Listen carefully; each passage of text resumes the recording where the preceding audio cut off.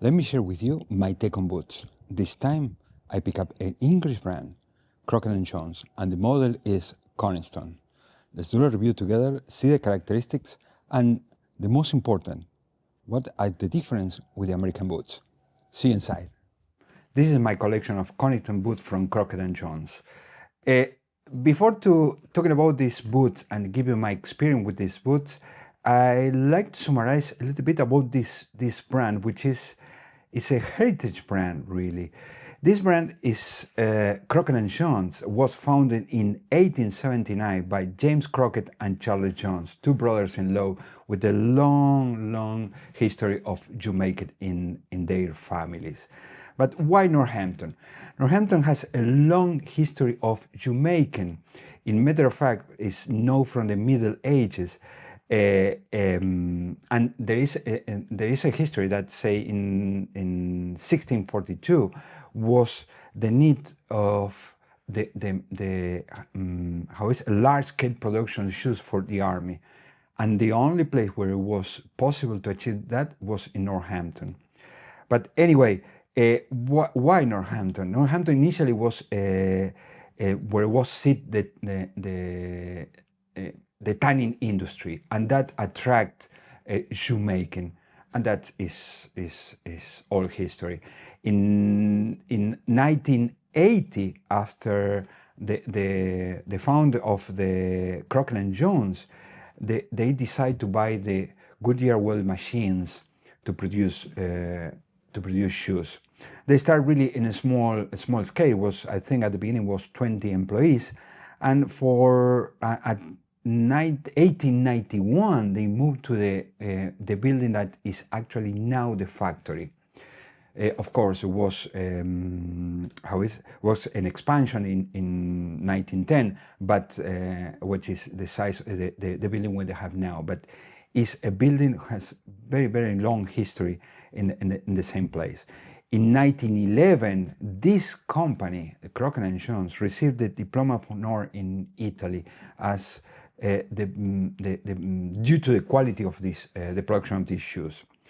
In 1914, Crockett and Jones is commissioned to produce the boots for the Antarctic expedition of Shackleton, both of them. They produced the boots for the Second World War and the First World War, and in 1990, 70% of the production of Crockett and Jones was export.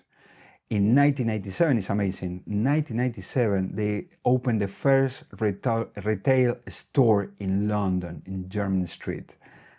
And previously, they sell in the factory and sell to other producers. And they produce shoes and boots for other labels, other brands. Anyway, in 2004, the building where it's the factory now was listed as a building to protect, grade 2 to protect, because the heritage of that building. In 2017 was granted the royal warrant, and nowadays running the company is the 5th generation of Crockett and Jones family. It's amazing. It's still a family-run business. But let's talk about now the boot itself. This boot is not really old. This boot was developed in 1995. At the same time, it was developed the last 325. All the last we start with 3 are very modern last. The last with 100 and 200 are the older last. But this is in theory is a new last, the 325. Which the characteristic of this is medium round toe is elongated and very English style of foot. If you see, this is a dress boot designed as a dress boot and English style. It's not a work boot itself. Then what are the other characteristics of this this boot? Has a strong welt and dynamite sole. There exists the Coniston with rough out and lug sole, but are not my cup of tea. This is the original the original ones. These are the original. No, sorry, these are the original one. The first releases, and this has 5 years or so. They was released. This rough out. How is rough out leather. Sorry, but let's keep talking about the characteristics of the boot. First, it's not a work boot. It's designed as a dress boot, but doesn't mean it's a boot cannot be used in different occasions, on different situations. This was precisely designed to use in the countryside or beaten up, not as a work boot again, but it's in the way I use it is for long walks in the countryside. Weekends I do some work with this, but it's more home works. And yes, I walk in. And last time I went to France and been 4 days, and the only shoes I take with me was these boots. I don't wear trainers, and I never just when I go to the gym or do any sport, but otherwise never wear trainers because it's have a problem with the synthetics. Anyway, this boot is completely different. I say again with the characteristic of Pacific Northwest or work boots are completely different league. But doesn't mean are not strong and resistant. This you can see these are very well worn, and so far is holding really well after 5 years of rework. You can see here this are the indigo from my raw denim. But anyway, let's describe a little bit how is the basic construction of this boot, and then let's jump with my experience. It's not very thick. You can see here it's not a very thick leather used for the construction. A rough out leather is, I don't know with the origin. I know the origin of these are French, but has the characteristic of being lined. This, they don't be a thick leather and be lined. They give enough resistance and enough comfort to shorten and short the break-in period. Shorten the break-in period. That is very, very easy, the break-in of these boots. The shape of the boot itself, is very comfortable in the feet, and you can walk long period of time with this boot and you don't feel uncomfortable.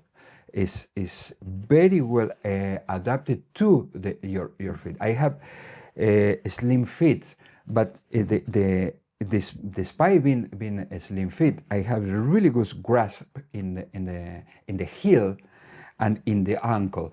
The problem with this is the shaft is a little bit wide, and then I really go very close this in because it's I have a slim ankle. It's not gosseted. You can see here it's not gosseted tongue, but never have a problem. I don't jump into the water. I don't have any problem with the rain as well. Never has a wet feet in the rainy conditions. Never have that problem. The midsole is leather. The insole is leather, and the midsole is leather as well. You can see here. I don't know if it's possible. Yeah. This is very comfortable, but due to the nature characteristic of the leather they use for construct this, which isn't strong leather, is durable leather. Let's see the stitching. The stitching you see is very, very nice, a very high density of stitching. Even in the welt as well, it's very high density of stitching. The rest is the same. High density of stitching. I show this because this was beaten up to see how this is holding really well. The fact that it's a Goodyear welt is easy to resolve. You can have a really good cobbler, or you send to the factory.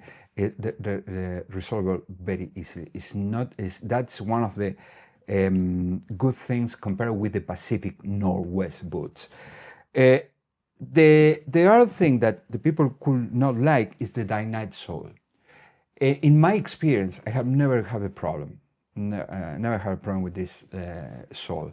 It's very durable. Look at this. It's very durable sole. Very durable sole. It's, the studs has this are flattened. Then, but you never have a problem. Here in England, it's very wet. It's rainy, and sometimes there are AC conditions. I never had a problem with slip and fall. Maybe if you use this for work, probably it's going to be a problem. But in terms of regular use, like use for walks, working at the office, it's not a problem for me. I have no complaints. Are very comfortable, are not something I can say are hard, very hard and uncomfortable, but all depend how you used to wear shoes, or you come from trainers, because the trainers make the perception of this, change the perception of this, make more difficult to wear, because you come from trainers which are soft and comfortable to this are leather and rubber sole. The heel is leather, 2 layers of leather stack, leather. The midsole is quite thick. You can see here, I don't know if you can see, it's very thick, the midsole. It has cork because it's Goodyear weld construction, and the use itself is very easy. You can see here how this boot look at me. As you can look at me, this rough out first, and then the dark brown Scott grain. You see this is very comfortable boots, and I have no problem. In terms of sizing, I use 10.5 UK or 11.5 US. I have a bigger one, which is the tan. You see here, the tan is half a size bigger. This is 11 or 12. Compared with Pacific Northwest, I use in Pacific Northwest 11.5 US. 11.5 US. And these are 11.5, but has less mass of leather, because it's completely different construction. It's different construction, but in terms of the fitting very close to the fit and very comfortable. It's like a glove, really, to describe in a way. It's like a glove, very comfortable and very good looking boots. These are more dressing boots. That is the philosophy. You can see in this picture, you can wear in the mud, you can wear with denim, or even with dress pants as a dread boot. I have a complaint of this boot? No, really, I have no complaint with this boot. The only problem with this boot is the price. But let's be honest. Here are 600 and change pounds. When I buy Pacific Northwest, even on sale, I finish paying, because the tax and everything, I finish paying 800 pounds. Then the Pacific Northwest, of course, are very desirable, but here in UK are more expensive than this. And in US, these are more expensive than the Pacific Northwest. Then, but the difference is, I think, if you really want this, the difference is not that big, but are expensive boots. But the quality is here, and you can see this is the living proof of this boot holds, and where from different situations. More this was I beaten more was this boot, and you can see they are being beaten. I have the opportunity to have 30 boots, the Captain, and you cannot compare. You cannot compare. Say, okay, I can wear that. If you don't have the money to buy this, that is the more similar boot to this. But in terms of quality, there are huge difference at the price, and that justifies the price itself. I don't see any difference in terms of how you see externally, are very similar, but when you wear it, you realize there are difference. They are different, are very similar in terms of style, but wearing, and there are differences. I'm not really fan of the 30 boots. I never was. The fact they use synthetic is not helped me because I'm problem with my feet and the synthetic materials.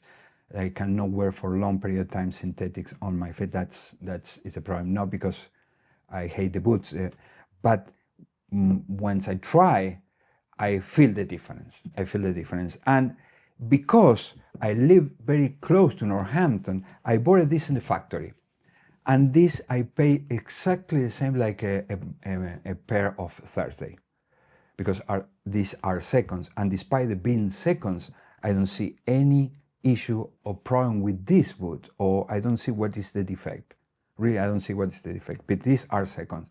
And unnoticeable, maybe unnoticeable difference, I don't know, is I don't see any problem whatsoever. In matter of fact, this is 10.5 and this is 11, and the difference is minimal. Is the shaft a little bit wider?